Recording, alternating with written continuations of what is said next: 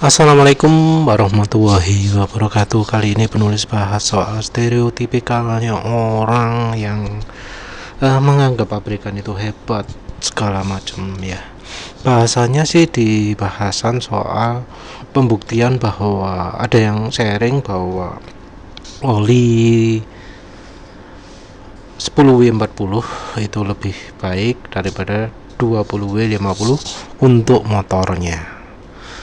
Ini ya tentu nggak semua orang seperti itu. Ada juga yang 10W40 lebih baik dari 20W50. Tapi yang penulis salut itu karena dicoba. Dan ini ada beberapa komentar-komentar yang protes. Tapi ini ya lagi-lagi ya tanpa bukti.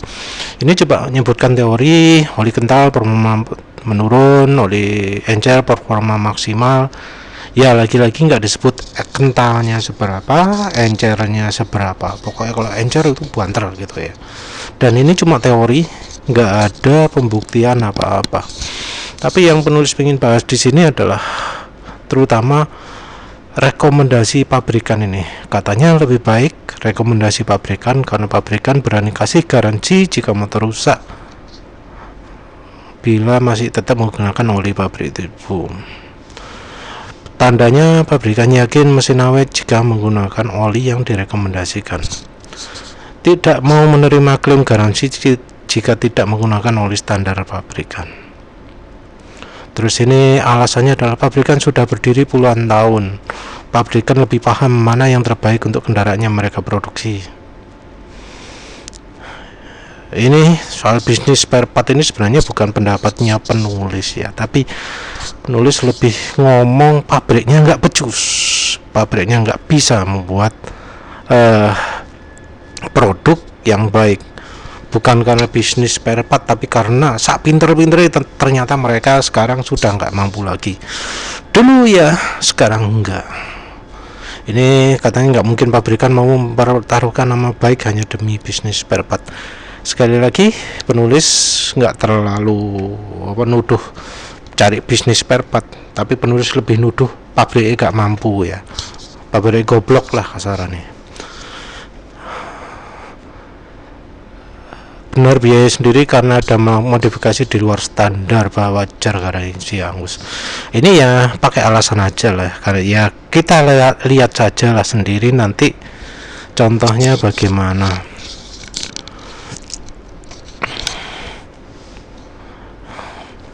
Terus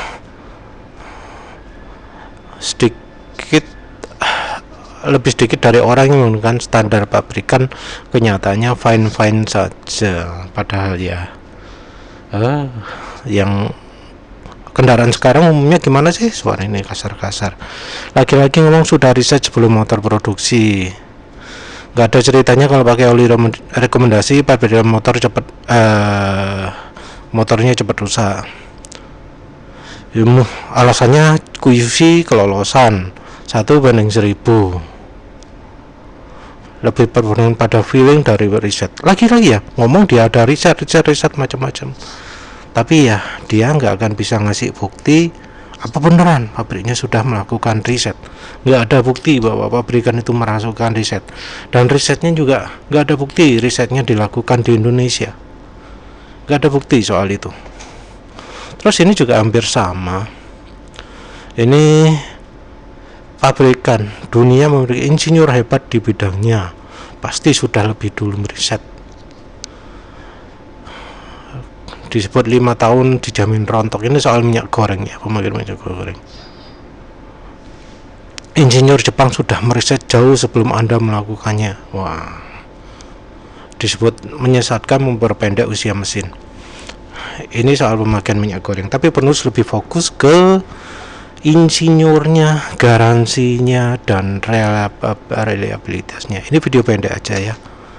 Dan ini adalah contoh kasus ada bro kilometer 271 ganti oli gardan dan mesin. Olinya ternyata sudah glitter. Ini oli gardan mestinya kayak gini, oli mesin kayak gini, oli kayak apa-apaan ini ya.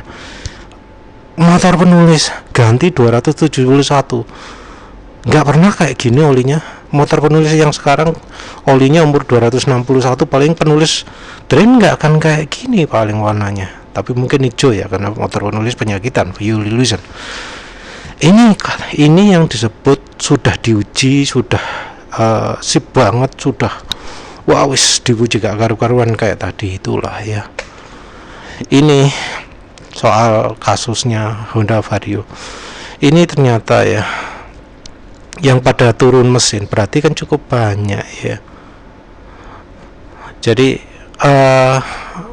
rupanya ada kekhawatiran melihat user-user lain kok ada yang turun mesin, kenapa jadi sampai muncul seperti ini kan ya, ada apa gitu kan ya.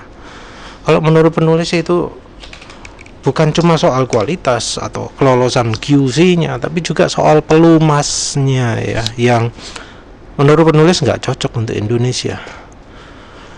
Nah ini soal garansi, wah urutannya nggak tepat ya. Ini soal garansi ya. Ini yang sebelah kiri ini gagal klaim garansi karena kelewatan, dianggap nggak servis rutin. Nah ini repot ya.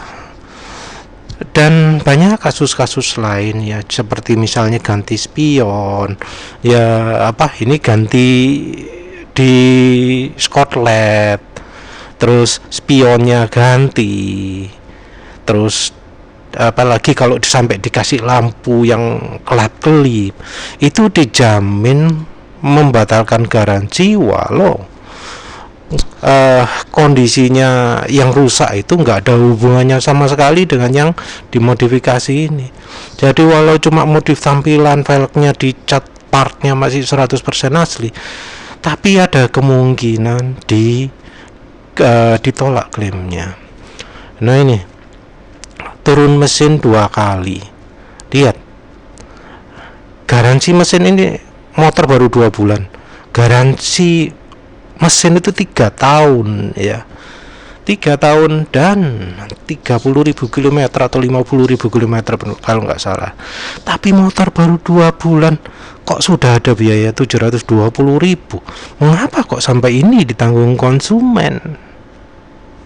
Itu pertanyaannya. Ini contoh lagi terkenal ya, Bro Gustav Rudolf ini baru 36 km sudah turun mesin. Bodi gak rapet pernah, mesin kasar pernah, mogok di jalan pernah. Ya ini macam-macam ya. Dia pernah kehilangan kunci di jalan juga. Ini tapi lihat nih, dia berterima kasih ke Om Fandriarji, Sena Ponda, Ugo Bodiarta, support selama mesin PCX bermasalah. Mengapa sampai berterima kasih seperti itu? Karena untuk memperjuangkan yang turun mesin ini, dia harus minta bantuan macam-macam, minta bantuan banyak orang baru diterima gratis. Ini berangkat, ini masalahnya cuma dipakai biasa 10 menit motor mati, terus nggak bisa jalan, akhirnya masuk ahas. Ini penyakitnya karena ring pistonnya macet. Ring piston macet itu biasanya karena oli ya. Terus ya wis itu ya, ini ring cycle macet ya. Ini ada cerita macam-macam, ini berarti ya nggak gampang untuk klaim garansi. Terus berikutnya Bro Gustav Rudolf ternyata turun mesin lagi dan ternyata ngantong lagi. Ini 17.000, motornya 17.000, ternyata dia harus ganti piston lagi, padahal garansi mesin itu berapa, 30.000 atau 50.000, penulis lupa ya. Tapi ini bukti bahwa ada masalah pada sistemnya sendiri, ada masalah pada sistem pelumasnya. Penulis yakin seperti itu, padahal ya motor bagus ya, PCX 160, tapi lihat kayak gini nih, ini kenapa ini? Harusnya kan nggak boleh seperti ini. Wes mana nggak ya, wes itu aja. Jadi intinya yang diomongkan 2 orang itu gak sesuai, kalau terutama kalau untuk motor ya. Jadi ada bukti misalnya seperti video dulu, zaman dulu ada uji 24 jam. Dan nah ini dari Suzuki Smash ya, dilakukan uji 24 jam, ini 60 jam ya, uji 60 jam untuk uji motornya Suzuki Smash. Penulis lupa olinya apa. Terus ada juga yang Shogun 125, ini 48 jam. Yang Smashnya 60 jam, ini 48 jam. Nah ini jadi bukti bahwa dulu emang ya oke banget, mesin awet, tapi sekarang kayaknya sudah enggak ya.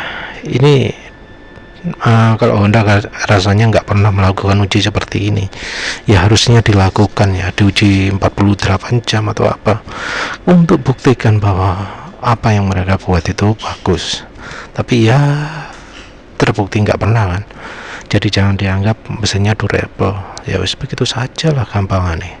Kalau durable kan mereka pasti pamerkan, tapi ternyata enggak ya, malah banyak ceritanya yang ya aneh-aneh lah ya. Wis begitu saja, terima kasih sudah menonton. Assalamualaikum warahmatullahi wabarakatuh.